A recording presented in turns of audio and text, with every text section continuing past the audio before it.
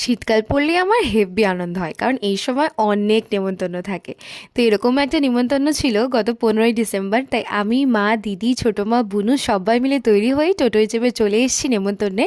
নেমন্তন্নটা ছিল অন্নপ্রাশনের, আর ঢুকেই চোখটা ধাঁধিয়ে গেল বেলুনের এত সুন্দর ডেকোরেশন দেখে। আর এই যে একটা পুচকি আর এই যে একটা পুচকে, একজনের নাম মিভান আর একজনের নাম মেহুলি। ওরা না টুইন্স, জানো তো। ওদেরই অন্নপ্রাশন ছিল। তো মিভান আর মেহুলি দুজনেই খুব খুব খুব ভালো থাকুক। বাইরের এন্ট্রান্সটা যতটা সুন্দর হয়েছিল, ভেতরের ডেকোরেশনটা আরও সুন্দর হয়েছিল।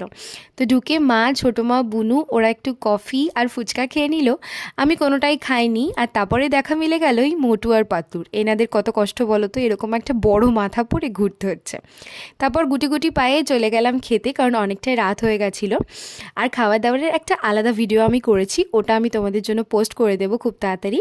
আর তারপর চলে এলাম হাঁটতে হাঁটতে বাড়ি, ভূতের গল্প করতে করতে।